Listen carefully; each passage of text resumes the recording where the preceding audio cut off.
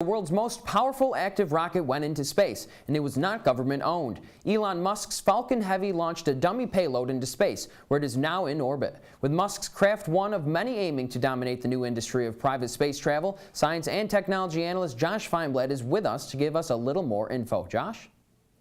Elon Musk's company, SpaceX, successfully launched their Falcon Heavy rocket, which will head to Mars. It is the most powerful rocket in the world by a factor of 2, plus it is much cheaper than the competition. Much cheaper. Every time a Falcon 9 rocket is launched, it's only around $62 million, and the Falcon Heavy is around $90 million. Compare that to the SpaceX competitor, United Launch Alliance, which is around $422 million per launch. And NASA's average launch cost for a space shuttle is estimated to be around $500 million on the cheaper side.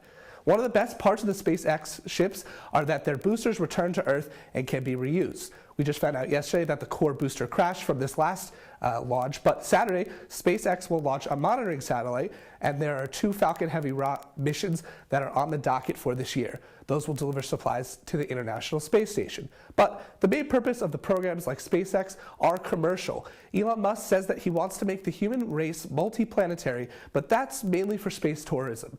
Elon Musk believes that we can send people to Mars by 2024. He's even sending 2 tours around the moon this year. If you want to take that trip, the cost is just a, quote, significant deposit.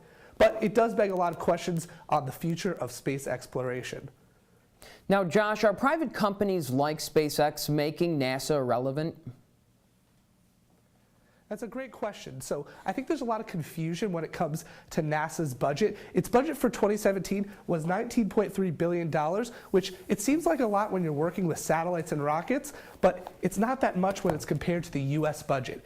If you take a look at the 2017 United States budget, the NASA budget clocks in just under 0.5%. But most Americans think the budget is much more. The average American believes that the NASA budget takes up 1/4 of the entire U.S. spending. So not that much money comparatively is going to NASA, and there are a ton of benefits to NASA that most people don't know about. Since the lack of budget doesn't allow NASA to launch shuttles anymore, there are a lot of projects NASA is working on that are really important. For example, NASA devotes a lot of energy towards satellite technology and global warming. So there's also a project that's going on to try and crash things into meteors to see about deflecting them for planetary defense. So guys, NASA is still extremely important because they're doing projects that are important for our well-being, as opposed to companies like SpaceX or Virgin Galactic that are doing projects for profit. NASA is still very important, and they could definitely use more funding to get back to those launches. And after the break, it may be